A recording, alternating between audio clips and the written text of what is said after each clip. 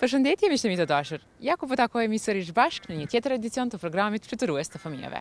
Edhe kësaj radhe, ashtu si çdo herë tjetër, ne do të luajmë, mësojmë, argëtohemi pafund bashkë me materialet të cilat me dashurinë më të madhe ne i përgatisim për juve. Le të ndjekim bashkë kryetitujt dhe të shohim se çfarë kemi përgatitur kësaj radhe për ju.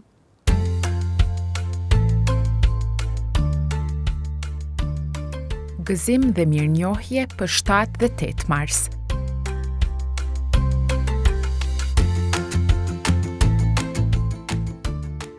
Gratë që ndryshuan botën.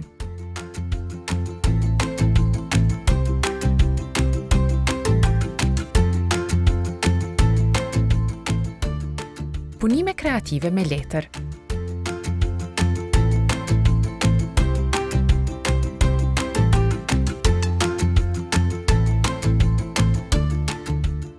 Testo njohurit në quiz dhe xhexhes.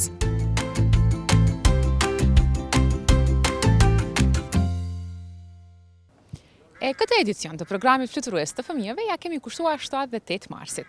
Unë jam takuar me disa fëmijë fantastik të shkollës Elena Gjika e me ta së bashku kemi bërë disa aktivitete të interesante. Le të ndjekim bashkë dhe të zbulojmë se çfarë kemi përgatitur kësaj radhe për ju.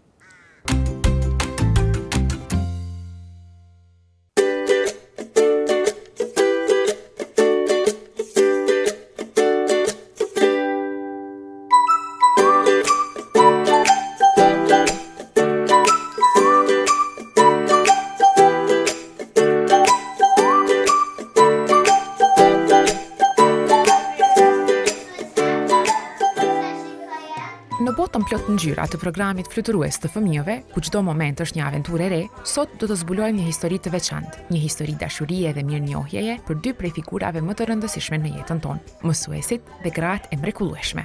Që nga agimi i dijes, mësuesit kanë qenë drita që na udhëheq, ndërsa gratë, nënat, gjyshet, motrat kanë qenë shtylla e forcës dhe e dashurisë. Sot ne festojmë 7 dhe 8 marsin, 2 ditë që na kujtojnë se sa me fat jemi që i kemi ata në jetën tonë. Nëse mendoni për një superhero, si do të ishte ai? Mbase ka një pelerin të gjatë, ndoshta fluturon mbi qytete ose shpëton botën me fuqinë e tij të jashtëzakonshme. Por a e dini çfarë? Ne kemi superherojnë të tanë në klasë, mësuesit. Ata nuk kanë nevojë për pelerin, sepse forca e tyre është dija. Me shumë durime për kushtim, ata na mësojnë jo vetëm si të lexojmë dhe të shkruajmë, por edhe si të ëndërrojmë, të besojmë në veten tonë dhe të bëhemi njerëz më të mirë.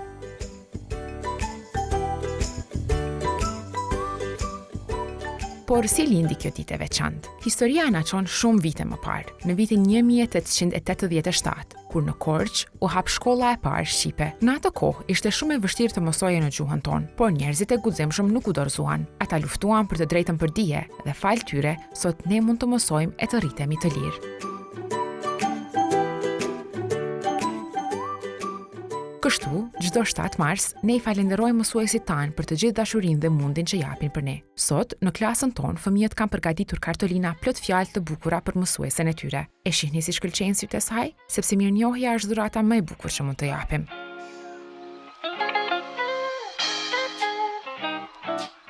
Por festa nuk mbaron këtu. Më 8 mars e gjithë bota feston ditën ndërkombëtare të gruas, një ditë e dedikuar nënave, gjysheve, motrave dhe të gjitha vajzave që ëndërrojnë të bëjnë ndryshime të mëdha.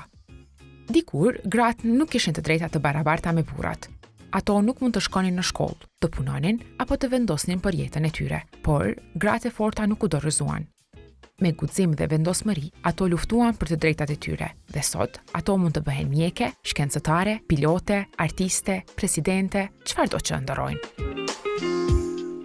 Unë kuptoj që me shumë kohë më parë, gruas i kanë pas rregullat mirë dhe ato nuk kanë lënë me shku në shkollë, nuk i kanë lënë me shku në për puna dhe ato i kanë thonë veç me nejtë në shtëpi me pastru shtëpinë. Unë di për 8 marsin se kohë më parë gratë nuk kanë pas të drejtat, si që i kanë edhe djemtë. Dhe mes gjithë grave të mahnitshme në botë, kush është më e veçanta për ne? Nëna jonë.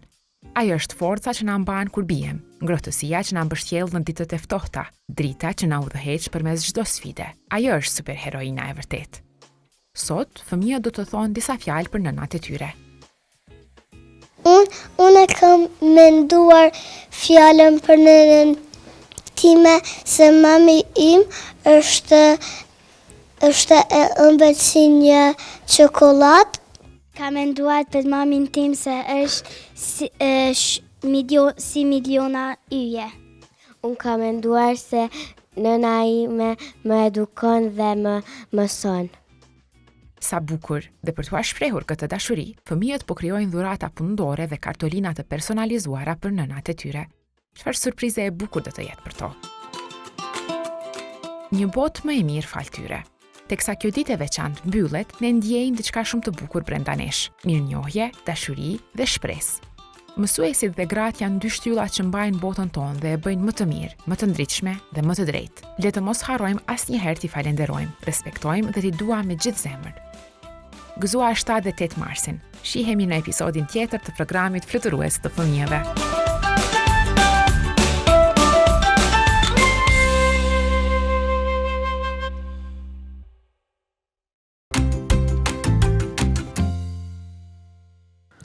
E tani, erdhi koha që të ndjekim bashkë rubrikën e Xhexhës.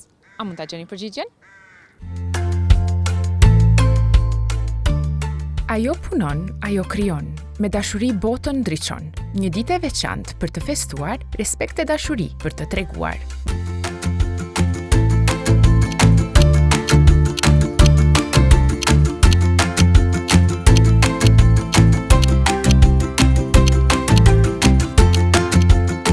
Gruaja.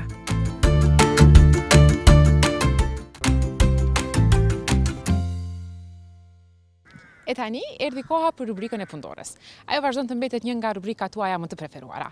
Andaj, edhe kësaj radhe, kemi përgatitur diçka shumë të lehtë dhe të lezetshme prej letrës, të cilët mund ta bëni edhe ju që na ndiqni përmes ekraneve. E se për çfarë bëhet fjalë, le ta ndjekim bashkë rubrikën vazhdim.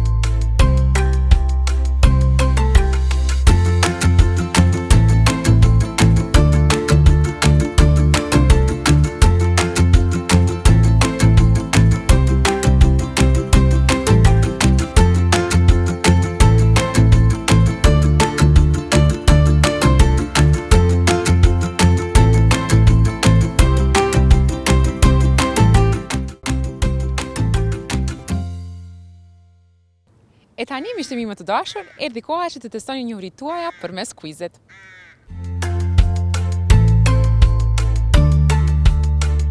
Kur shënohet dita ndërkombëtare e gruas? 1 janar, 25 dhjetor, 8 mars.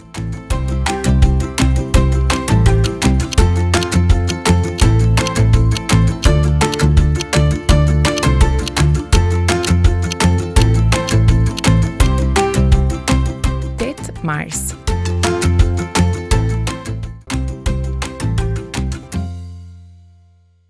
E tani, ju ftoj që të ndjekim bashkë fjalët më të përmendura të këtij edicioni.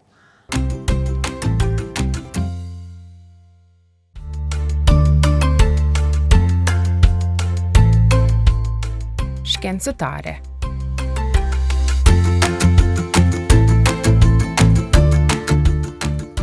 Mësuese.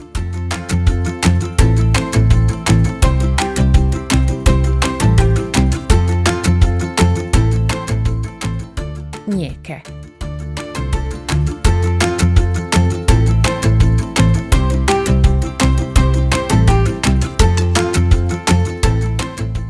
Ingegnere.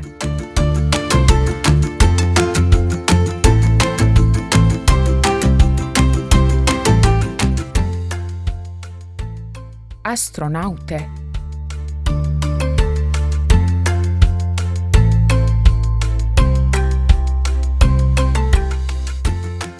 Avvocate.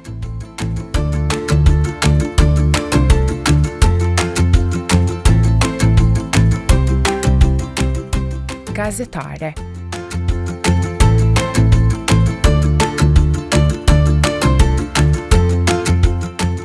Sportiste.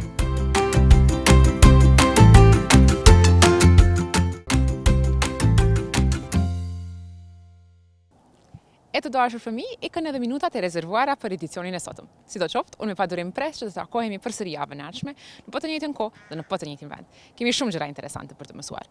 Mirë po, deri të sunën e ardhshme, mua më duhet ju përshëndes. Nga unë Elvira, mirupafshim. Tonk tonk.